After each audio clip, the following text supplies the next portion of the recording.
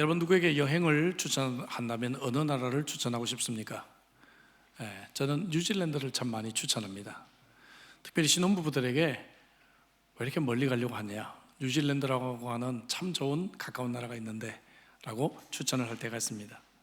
실제로 이 뉴질랜드는 많은 젊은이들에게 결혼식하고 신혼여행을 하는 것으로 인기가 있습니다.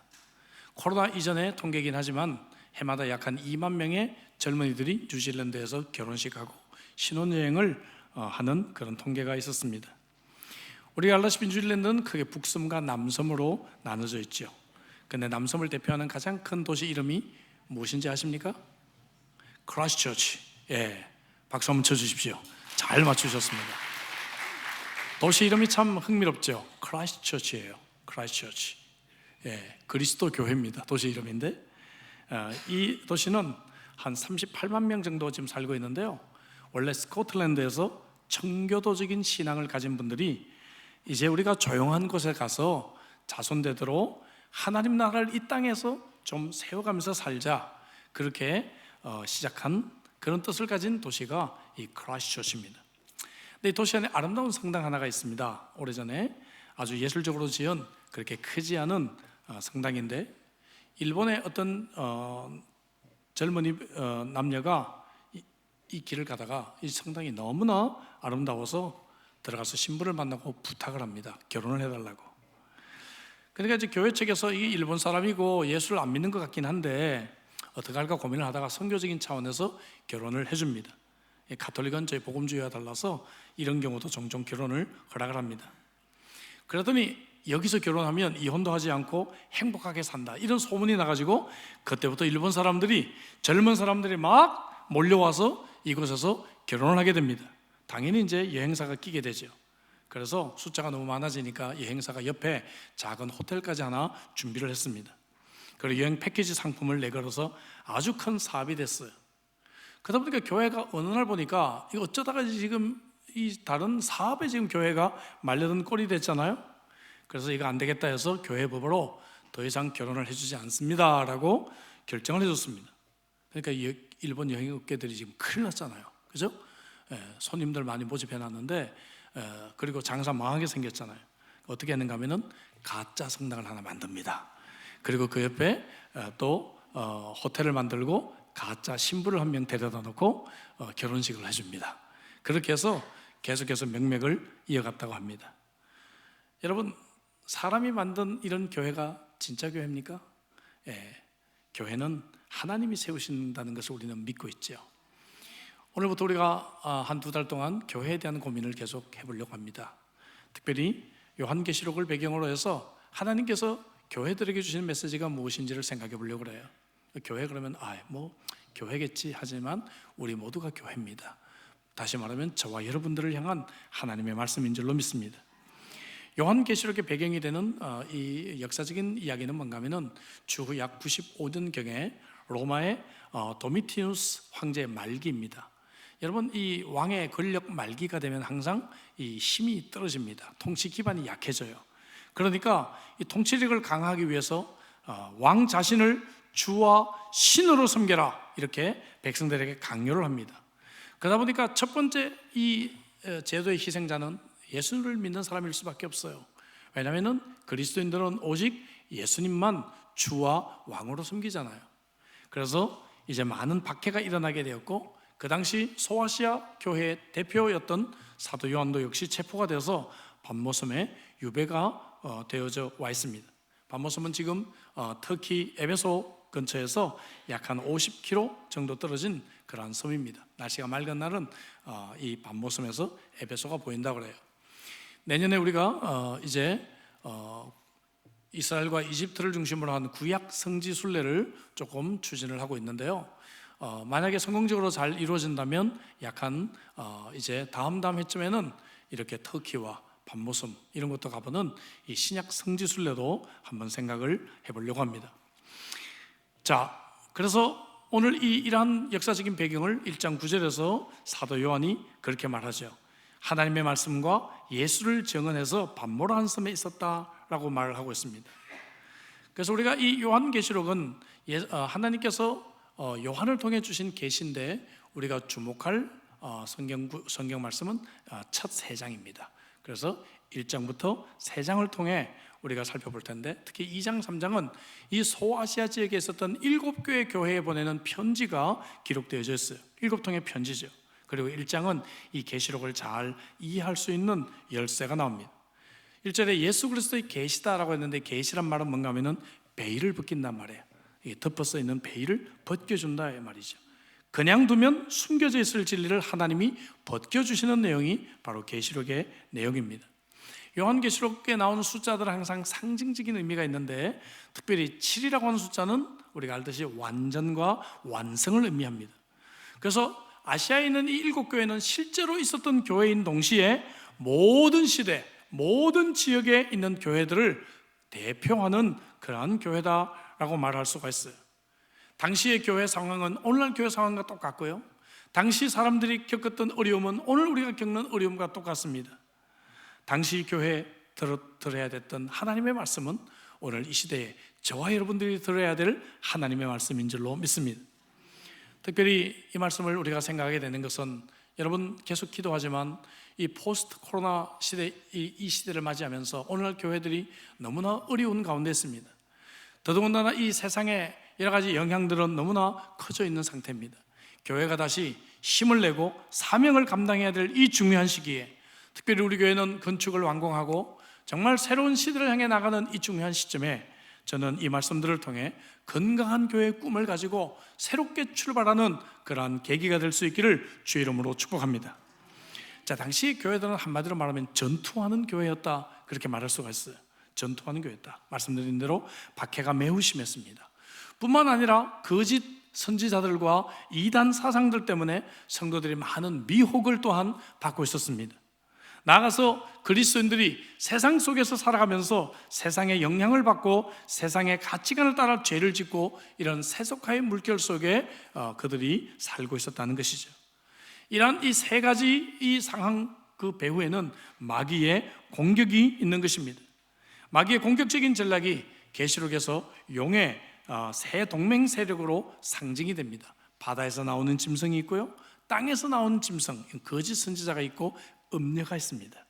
마귀의 공격은 오늘날도 이렇게 똑같습니다. 지금도 많은 곳에서 여러분, 교회가 물리적으로 핍박을 받고 있어요. 예수님을 믿는다는 이유 때문에 그리스도인들이 순교를 당하고 있는 그러한 곳들이 참 많이 있습니다. 늘 기도하지만 지금 최소한 3억 명의 그리스도인들이 예수를 믿는다는 그 단순한 이유 때문에 박해를 받고 있는 것이죠. 뿐만 아니라 여러분, 박해는 없지만 얼마나 많은 우리 교회가 거짓 가르침과 이단과 그죠? 이러한 것들 때문에 큰 어려움과 도전을 경험하게 됩니까? 나가서 오늘 이 세상의 방식대로 우리가 살아가면서 교회를 세속화시키고 우리가 세속화된 그리스도인으로 살아가고 있는 것입니다. 말씀드렸다시피 이 당시 소아시아 교회가 겪었던 이러한 마귀의 이러한 공격과 교회의 어려움, 성도들의 형편은 오늘 이 21세기에 저와 여러분들의 형편과 너무나 흡사한 그러한 상황이라는 것을 알게 되는 것이죠. 그럼에도 불구하고 오늘 긍정적인 이야기가 하나 있습니다. 그것은 뭔가 하면은 오늘 이 본문에 주일의 중요성을 언급하는 구절이 나와요. 10절 보니까 내가 주의 날에 보았다. 주의 날을 강조합니다. 사도 요한은 이 밤모섬에서 주의 날을 특별히 사모하고 있었을 것입니다. 주님께서 죽음을 이기시고 부활하신 이날, 초대교회 성도들은 이 날을 정해서 모이고 부활을 축하하고 이 승리를 함께 격려했던 날입니다. 그래서 이 주일은 예배의 날이고 축제의 날이었다는 것을 보게 됩니다. 모든 날이 주의 날이지만 특별히 주일을 구별해서 그들이 하나님을 예배하고 그리고 성도들과 교제를 나눴다 하는 것입니다. 그럼 오늘 우리는 주일을 어떻게 지켜야 할 것인가? 성경적으로 주일을 지키는 원리를 3가지 한번 생각해 보겠습니다. 첫째, 원리는 기쁨의 원리로 지켜야 한다는 것입니다. 주일날 우리는 큰 기쁨이 있어야 될 줄로 믿습니다. 아멘이십니까? 그런데 여기서 제가 예배를 인도하면서 보면 장례식에 앉아있는 분들이 참 많이 있습니다. 세상의 모든 근심과 슬픔을 혼자 가지시고 그죠? 계십니다. 제가 이번 코로나 때 한국에 가서 어느 교회 갔더니 대부분의 교회들은 표정이 좋은데 어느 교회 갔더니 이 표정이 참 너무 어두워가지고 제가 한번 유머로 설교를 시작했습니다.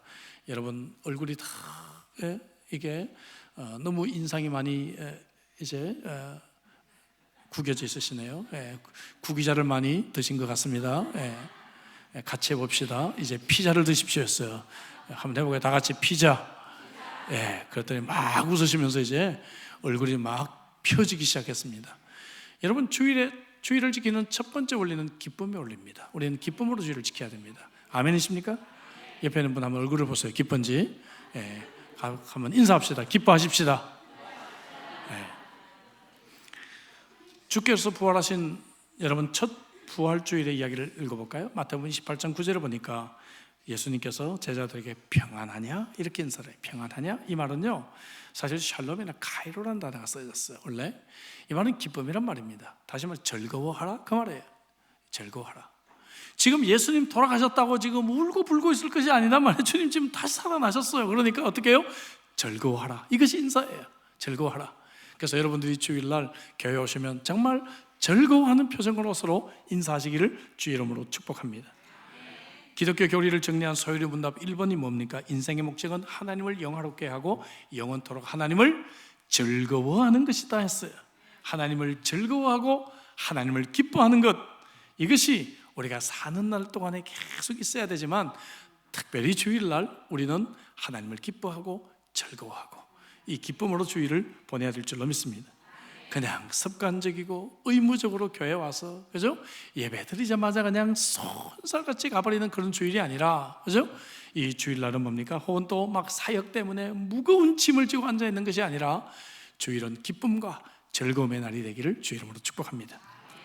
두 번째 원리는 능동적으로 사역하는 날이 주일이에요. 여러분, 이 주일의 그림자는 구약의 안식일입니다. 근데 틀린 것도 있어요. 다른 것도 있어요. 구약의 안식일은 쉬어야 되는 날입니다. 그러나 주일은 주님을 위해서 일하는 날이에요. 만약에 주일이 안식일이라고 한다면 제가 주일을 제일 못 지키죠. 전 주일이 제일 바쁘거든요. 주일날 일을 제일 많이 하잖아요. 그래서 여러분, 우리가 하나님이 말씀하신 이 안식의 개념을 존중한다면 토요일 저녁이나 주일 저녁 좀 시간을 확보하고 여러분들이 충분히 휴식하시기 바랍니다.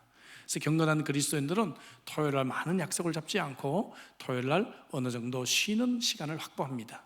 그것도 정한다면 주일 저녁이라도 좀 쉬든지, 토요일 주일도 안 되면 사역 때문에 평일 중에 하루는 내가 좀 쉬는 날을 정해서 그날 하루를 쉬면서 주일을 열심히 사역할 수 있도록 하는 것이 훨씬 복된 주일을 지키는 방법이다라고 말할 수가 있습니다.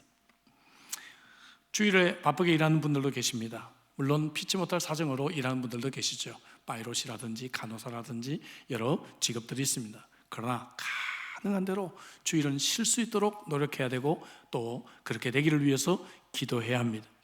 어떤 분들은 주일날 돈을 더 벌기 위해서 일을 하시는데 제가 짧지 않은 목회 생활을 보니까 그분들 그런다고 해서요 돈이 더 많아지지가 않아요.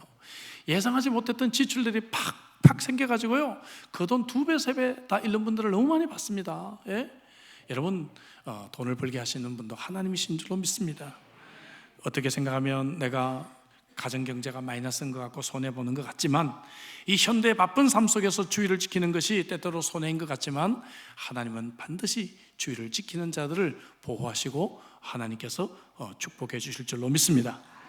마지막 세 번째 원리는 영적 기대감이 있어야 됩니다. 영적인 기대감을 가지고 주일을 만나야 돼요. 여러분, 저는 교회를 올 때마다 주일을 맞을 때마다 그런 기대감이 있어요. 오늘 우리 교회 처음 오시는 분이 누굴까? 또 어떤 분이 오늘 또 정말 하나님을 깊이 인격적으로 만날까? 오늘 어떤 사역이 이루어질까? 오늘 또 어떤 분이 삶의 변화가 이루어질까? 이런 영적인 기대감이 우리에게 있어야 합니다. 근데 교회 오면서 빨리 예배 마치고 집에 가야 돼. 집에 가서 빨래하고 넷플릭스 봐야 되고, 그죠? 쇼핑해야 되고, 이런 생각을 하게 된다면 주일 예배가 따분해지고 마음이 급해지고, 그죠? 우리가 정말 은혜가 되지 않는다는 것을 보게 됩니다. 영적 기대감을 가지십시오. 오늘 보지 못했던 성도들은 누군가, 지난주 못 왔던 성도들도 만나는 기쁨이 있고 내가 한번 물어봐야 되겠다. 혹시 도움이 필요하지 않을까? 교회에 내가 어떤 사역을 할까? 이런 기대감이 여러분들에게 있기를 주의 이름으로 축복합니다. 미국의 12대 대통령 제크리 테일러는요 대통령 취임식이 1849년 3월 4일로 정해졌는데 그날이 주일이었어요. 그랬더니 난 주일에 취임 못해 라고 한 거예요. 취임 못해. 난리가 났어요. 할 수 없이 상원에서요 하루 대통령을 임명합니다. 하루 대통령을 공백을 세울 수 없으니까 하루 대통령을 임명하고 그 다음날 대통령 취임식을 하게 됐단 말이에요. 대통령 취임식도 이렇게 합니다. 20대 제임스 가필드라고 하는 대통령은요 내각 비상회의가 소집이 됐는데 주일날 소집이 됐어요. 근데 나는 선약이 있다고 비상 내각회의에 참여를 안 하는 거예요. 그래서 나중에 알고 보니까 어디 가는 거예요? 교회 가서 예배를 드렸어요. 하는 얘기가 나는 평생 주일 오전은 하나님을 만나기로 선약이 돼 있다. 그래서 나는 약속을 깨뜨릴 수가 없다. 예. 사람하고 회의한다고 문제가 해결됩니까, 여러분? 축복은 하나님이 주시고 문제는 하나님이 해결하시는 것을 믿어야 합니다. 주의를 지킴으로 오는 손해나 어려움보다도 하나님은 천배 만배로 갚아주시는 하나님이시고 더 잘되게 하실 것입니다. 사랑하는 성도 여러분, 주의를 기쁘게 또 능동적으로 사역하며 영적 기대감을 가지고 주의를 성수하시기를 주의 이름으로 축복합니다. 자, 1장에서 예수 그리스도가 등장을 하는데 살아계신 주님으로 계속해서 표현하고 나와요. 살아계신 주님이 이제 교회들에게 하시는 말씀입니다. 그러면서 세 가지 주님에 대한 명칭을 사용합니다. 5절에 보니까 진리를 증언하러 오신 충성된 증인이시다. 예수님은 증인이시고 또 죽은 자 가운데서 먼저 나신 부활하신 분이시다. 부활의 첫 열매가 되셨다. 특별히 박해받아 순교하는 성도들이 많았던 이 시기에 얼마나 이 말씀은 큰 위로가 되었을까요? 그렇지 않습니까? 장례식에서 부활에 대한 설교하면 유가족들이 큰 은혜 받잖아요. 예, 마찬가지입니다. 언제 순교당할지 모르는 상황 속에서 이러한 확신이 그들에게 필요했을 것입니다. 나아가 이 땅의 황제가 왕인 것 같지만 하나님이 세상의 임금들의 왕이시다라고 그렇게 명칭을 말씀하고 있습니다. 이 말씀들이 그렇게 위로가 되었을 것 같아요. 그리고 이 세 가지 명칭에 덧붙여서 주님의 사역을 과거와 현재와 미래로 표현합니다. 과거 우리를 구속하셨습니다. 우리를 죄에서 해방시켜 주셨습니다. 그래서 그 결과 오늘 현재 주님은 우리를 제사장으로 삼아주셨습니다. 이제 우리가 담대히 하나님을 만나고 하나님을 예배할 수 있게 되었습니다. 그리고 미래 주님은 다시 오실 것입니다. 재림의 그 사역으로 우리를 이끌어 주실 것입니다. 그래서 볼지어다 그가 구름을 타고 오시리라 말씀하시면서 주님이 다시 오시는 그날에 세상을 가장 공정하게 심판하고 악을 바로잡아 주실 것이라고 성도들을 위로해 주셨습니다. 자, 지금 요한은 그가 섬기던 교회 현장을 빼앗긴 채 유배되어서 반면섬에 와 있습니다. 아마 요한에게 이런 고민이 있었을 것 같아요. 주님, 어찌 저러려고 이러십니까? 지금 교회가 너무 중요한 때인데 왜 저를 이렇게 반모섬에 유배시켜 주십니까? 물어봤을 것 같아요. 그런데 주님은 요한에게 직접적인 대답을 하는 대신에 사도 요한에게 몇 가지 환상을 보여주시면서 대답을 대신합니다. 1장에 나오는 여러 주님에 대한 상징들이 나와요. 발에 끌리는 옷을 입고 주님이 계십니다. 이건 제사장이 입었던 옷이죠.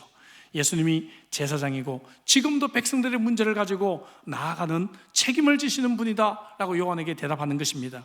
가슴에 금띠가 있습니다. 이것은 왕입니다. 여러분, 하나님의 뜻을 이루는 왕 중의 왕이라는 대답을 하고 계시는 것이죠. 흰 양털 같고 눈 같은 머리다. 예수님은 죄가 없으신 분이시다. 불꽃 같은 눈으로 나를 꿰뚫어 보시고 모든 것을 아시는 분이시다. 풀무불에 단련된 주석 같은 발이다. 여러분, 발로 짓밟는다 이런 말이 있죠. 지금 황제가 그리스도인들을 짓밟고 있는 것 같지만 예수 그리스도만이 진실한 그러한 정복자라는 말씀을 하고 계십니다. 맑은 물소리와 같은 음성으로 권세 있는 하나님의 말씀을 선포하고 계시고 오른손에 있는 7별처럼 여러분, 이 교회를 주님께서 참으로 붙잡고 계시다는 상징을 보여줍니다. 아무리 황제가 이 성도들을 핍박하고 교회를 흔들어도 하나님의 교회는 흔들림 없이 주님이 지켜주실 것이라고 하는 상징을 보여주고 있는 것이죠. 주님의 입에서 나오는 왼쪽과 오른쪽에 있는 나리선 이러한 검들은 온 세상을 심판하실 주님을 상징하고 있고, 해가 힘있게 비치는 것 같은 얼굴은 이제 이 베일을 벗어버리고 모든 것이 드러나게 된 완전한 영광의 그 시대를 우리들에게 말씀하고 있습니다. 여러분, 이렇게 주님께서 보여주신 이러한 상징들과 이러한 환상들은 오늘 여러분 이 시대에도 큰 위로가 됩니다. 여러분, 오늘 우리가 이 예수 그리스도를 믿고 이 땅에 살아가면서 때때로는 기죽기도 하고, 때때로는 세상 속에서 그리스도인이라는 것을 밝히지 못할 그러한 조급함이 있을 때도 있지만, 오늘 이 말씀을 통해서 그 당시 성도들처럼 굴하지 않고, 우리가 포기하지 않고 담대하게 용기 백배해서 살아계신 그 주님을 붙들고 복음을 가지고 세상에 나갈 수 있다고 믿습니다. 이 환상의 의미가 20절에 다시 해석이 되죠. 내가 본 것은 내 오른손에 7별의 비밀과 7 금촛대라. 7별은 7교회 사자요, 7촛대는 7교회다 말하고 있습니다. 여러분, 교회가 때때로 어려움이 있을 수가 있습니다. 말씀드린 마귀의 공격 때문에 외부에 박해가 있을 수가 있고, 거짓 가르침 때문에 성도들이 미혹될 수가 있고, 성도들의 세속화 때문에 교회가 흔들릴 수 있지만, 그럼에도 불구하고 주님은 이 교회를 붙잡고 계시는 주인이신 것입니다. 그래서 요한계시록은 이 비극적인 종말론의 책이 아니라 죄악과 심판의 역사 한복판에서 교회가 어떻게 세상에 소망이 되어야 되는지를 보여주는 그러한 책입니다. 변질된 교회, 세속화된 성도들도 이 땅에 물론 있지만, 주님은 여전히 이 거룩한 교회, 거룩한 성도들을 사용하셔서 거룩한 승리를 선포하실 것을 말씀하고 있습니다. 2장부터 나오는 7교회 교회에 대한 서론을 하겠습니다. 여러분, 7교회를 말씀하시는데, 왜 예수님께서 그 당시 유명했던 예루살렘 교회나 안디옥 교회 같은 교회를 향해서 말씀하지 않으셨을까 의문이 들기도 합니다. 그 정확한 이유는 잘 모르겠어요. 그러나 어떤 분들은 말합니다. 지금 사도 요한이 에베소에서 사역을 하다가 밤모섬에 가 있으니까 이 밤모섬에서 가장 가까운 에베소 교회부터 순서대로 한 것이 아닌가. 지도를 보시면 이 밤모섬에서 에베소까지 한 50km밖에 안 된다 그랬죠. 그 에베소부터 이렇게 위로 시계 방향으로 돌면 7 교회가 나옵니다. 에베소, 서머나, 버가모, 두아디라, 사데, 빌라델비아, 라오디게아. 그래서 아마 이 편지를 전달했던 사람이 이 순서대로 이렇게 시계 방향으로 돌아서 라오디게아 교회에서 이 편지가 끝나지 않았을까, 그렇게 생각을 합니다. 여러분, 아마도 예루살렘보다는 이방으로 가는 길목에 있었던 이 교회들이 선교 전략적으로 중요했기 때문에 주님께서 이 7교회를 향해서 말씀하지 않았을까, 그런 해석도 있습니다. 그러나 가장 유력한 해석은 아까 말씀드린 대로 이곳에 있는 7교회들은 이 지역과 또 그 시대를 뛰어넘어서 모든 시대, 모든 지역을 향한 대표적인 그러한 교회들이었기 때문에, 그래서 주님께서 이 7교회를 향해서 말씀하셨을 것으로 생각을 해봅니다. 7교회를 향하신 예수님의 메시지가 크게 3가지가 있어요. 첫째는 뭔가 하면은 다시 오신다는 약속이에요. 아멘, 볼지어다 구름을 타고 오시지라, 내가 속히 오리니. 다시 오신다는 이 말씀은 사랑의 음성이었습니다. 할렐루야. 제가 런던에서 딸네 집을 떠나올 때 참 서운하더라고요. 근데 서로 인사가 뭔가 하면은 다음 달에 만나요, 다음 달에 만나요. 그렇죠? 한국에서도 이 목사님들하고 만났다 헤어질 때 항상 보면 우리 내년에 그곳에서 만나요. 서로 다음에 만날 것을 기약하는 것이죠. 예수님께서 지금 그의 사랑하는 성도들에게 어떻게 인사하는가 하면은 내가 다시 올 거야, 다시 올 거야, 다시 만날 것에 대한 사랑의 말씀을 주님께서 전하고 계시는 것입니다. 두 번째, 가장 자주 나오는 말씀은 회개하라는 말씀이에요. 회개하라. 말씀드린 대로 교회가 여러 가지 마귀의 공격으로부터 참으로 어려움 속에 있었습니다. 그래서 주님은 이 땅에 오셨을 때부터 회개하고 복음을 믿으라는 말씀을 하셨죠. 회개는 구원과 천국에 이르는 관문입니다. 특별히 예수님 승천하시고 난 뒤에 초대교회에 있었던 이 성도들이 그 당시 가졌던 이 첫사랑을 잃어버리고, 그리고 신앙이 식어가고 있었다는 것을 우리는 신약성경 뒷부분에 나오는 서신들을 통해서 잘 알게 됩니다. 그래서 주님께서 첫사랑을 회복해라, 이렇게 그들에게 회개를 촉구하시는 메시지들이 나와요. 세 번째는 죽도록 충성하라. 충성에 대한 말씀을 주님께서 권고하고 있습니다. 저는 지금도 주님께서 이 땅의 교회들에게 이 3가지 메시지를 주지 않을까 생각해요. 내가 다시 오실 거야, 내가 너를 사랑해, 보고 싶어, 다시 올 거야. 회개하라, 회개하라. 그리고 나중에 뭡니까? 세 번째는요, 이제 죽도록 충성하라. 이런 메시지를 전달해 주지 않을까 싶습니다. 다음 주부터 보다 본격적으로 살펴보겠지만, 이 7교회를 향한 메시지는 4가지 패턴이 있습니다. 첫째는 뭔가 하면 주님이 칭찬합니다. 그 교회를 먼저 칭찬해요. 우리 이런 거 배우면 자녀 교육할 때도 참 좋아요. 먼저 항상 칭찬을 해야 됩니다. 그죠? 저희들이 어렸을 때는 항상 혼나기밖에 안 했잖아요. 그렇지 않습니까? 저희 세대는 선생님이 보자 그런다 그러면 내가 뭘 잘못했지 늘 이런 생각했잖아요. 그런데 주님은 항상 먼저 칭찬합니다. 두 번째는 어떻게 하는가 하면은, 두 번째는 이제 그들을 잘못을 지적을 합니다. 그리고 어떻게 그것을 수정해야 될지 그들을 권면합니다. 마지막에 주님이 약속을 해줍니다. 자, 네 가지 패턴을 기억하십시오. 항상 이 네 가지 패턴이 나와요. 첫째는 칭찬하고, 두 번째는 지적하고, 세 번째는요 권면하고, 네 번째는 약속합니다. 이제 일곱 교회를 생각해 볼 때 이런 패턴을 우리가 따라가게 될 겁니다. 그리고 마지막에는 항상 이기는 자에게는, 이렇게 이 메시지가 끝이 나고 있습니다. 이것은 교회의 궁극적인 승리를 우리가 기대하는 것이죠. 훌륭한 주석가였던 윌리엄 핸드릭스는 그의 요한계시록 주석에서 요한계시록의 해석의 열쇠를 11장 15절로 보았습니다. 뒷부분 보니까 세상 나라가 우리 주와 그의 그리스도의 나라가 되어 그가 세세토록 왕노릇 하시리로다 하는 말씀이 나와요. 그래서 핸드릭스는 요한계시록의 주제를 우리는 넉넉히 이긴다, 우리는 넉넉히 이긴다, 그렇게 그는 보았습니다. 같이 한번 해볼까요? 우리는 넉넉히 이긴다. 그렇습니다. 여러분, 세상이 아무리 힘들고 아무리 우리 신앙을 위협해도 우리는 넉넉히 이길 것입니다. 아멘이십니까? 하나님의 교회는 승리할 것입니다.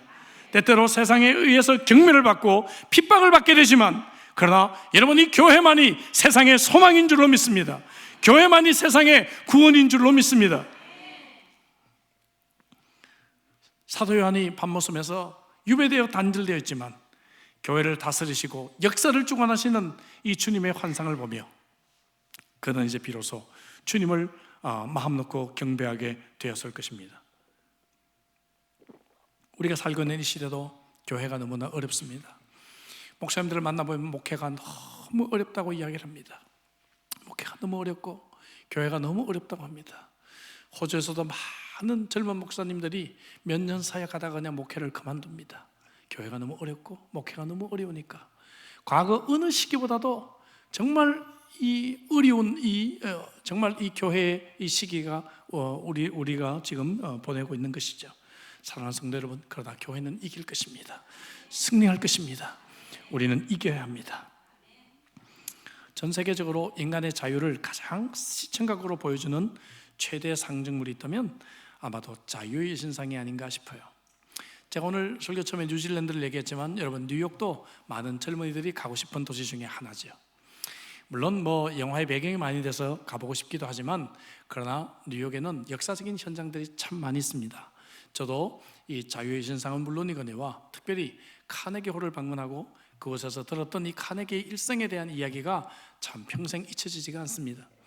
여러분, 이 자유의 신상은 1886년 10월 28일 미국 독립 100주년을 기념해서 뉴욕 리버티 섬에 세워진 그러한 신상이죠. 원래 이 프랑스 조각가 바르톨리가 21년에 걸쳐서 만든 조각입니다. 자, 그런데 원래 이 모델을 삼을 때 누구를 삼을까 참 고민을 많이 하다가 자기의 어머니를 모델로 이제 세웠다고 합니다. 미녀가 아닌 자기의 어머니를 모델로 삼은 그 이유를 바로 이 작가는 말하기를 진정한 자유는 방종이 아니라 책임이 있기 때문이라고 답을 했다고 합니다. 여러분, 그렇습니다. 어머니가 얼마나 한 생명을 위해 책임을 져야 합니까? 그죠?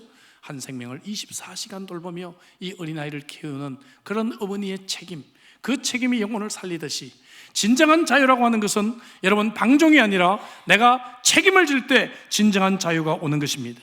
여러분, 신앙생활을 자유롭게 하기를 원하십니까? 오늘 얼마나 많은 사람들이 자유를 외치며 신앙생활을 교회에서 이것저것 맡으면 싫어, 그냥 나는 편하게 자유롭게 신앙생활을 할래, 그렇게 생각하고 사람들이 등록도 하지 않고 혹은 교회 사역도 하지 않고 신앙생활을 하는 것을 보게 됩니다. 그러나 여러분, 그곳에는 자유가 없습니다.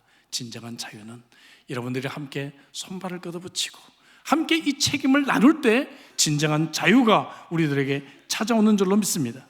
바울 사도 갈라디아서 5장 13절에 형제들아, 너희가 자유를 위하여 부르심을 입었으나 그러나 그 자유로 육체의 기회를 삼지 말고 오직 사랑으로 서로 종노릇하라, 이렇게 권고하고 있지 않습니까? 영혼을 섬기는 사역, 하나님의 교회를 섬기는 것은 사랑으로 종노릇하는 것과 마찬가지죠. 적당히 순장하고 적당히 교사하고 적당히 집사하고 적당히 사역할 수 있다는 것이 교회에서 있을 수 있는 일입니까? 여러분, 책임을 져야죠. 만약에 자녀가 한 달 동안 집에 돌아오지 않는다, 자기 인생 자기가 사는 거야, 자기 자유 가지고 자기가 알아서 하겠지, 그런 부모는 없습니다. 정말 우리 성도들이 교회를 왜 안 왔는지, 그리고 우리 교회가 어떻게 지금 가야 하는지, 이런 것들을 함께 고민하고 함께 우리가 책임을 져야 합니다. 여러분, 이제 10월도 지나가고 11월이 되면 내년을 준비합니다. 내년 사역을 위해서 여러분들은 어떻게 동참하기를 원하십니까? 내년에는 쉬자, 내려놓자, 혹시라도 그런 분들이 있지는 않습니까? 사랑하는 성도 여러분, 교회는 지금이야말로 가장 중요한 때이고 하나님의 나라는 중요한 때이고, 이 포스트 코로나 시대에 우리 교회 같은 교회가 더 크게 사역을 해야 될 때입니다. 그래서 저는 이렇게 기도해요. 우리 교회 정말 그동안에 쉬었던 순장들 다 컴백해서 정말 이 순장들 다 했으면 좋겠다. 그래서 내년엔 정말 우리가 한번 사역을 한번 제대로 한번 해보자, 그런 은혜가 있으면 좋겠다고 생각합니다. 아멘이십니까 여러분? 정말 내년에는 우리가 좀 더 열심히 주님의 교회를 섬겨서 한번 우리가 교회를 부흥시켜보고, 한번 우리가 이 시대에 쓰임받는 인생, 쓰임받는 교회가 되기를 바라는 간절한 마음이 제 마음속에 있습니다. 여러분, 세상이 어렵고 교회가 어려운 시기입니다. 이럴 때일수록 더 많은 사역이 필요합니다. 소아시아 7교회가 가졌던 그 어려움이 오늘날도 그대로 있습니다. 어려운 시기, 이 사회 속에서 저와 여러분들이 함께 손을 잡고 건강한 교회의 꿈을 가지고 출발할 수 있기를 주 이름으로 축복합니다. 기도하겠습니다. 주신 말씀 가지고 기도하죠. 오늘 서론적인 설교라 좀 간단하게 말씀을 좀 나눴습니다. 여러분, 앞으로 하나님께서 우리 교회를 향한 구체적인 말씀들을 다음 주부터 듣게 될 것입니다. 그러나 그 말씀을 듣기 전에 오늘 우리에게 주신 말씀처럼 오늘 우리가 참으로 책임감을 가지고 정말 교회를 다스리시는 주님을 신뢰하고 주님 앞에 쓰임받는 인생, 쓰임받는 교회가 되기를 위해서 우리 한번 간절한 마음으로 통성으로 한번 기도하겠습니다. 기도하시겠습니다.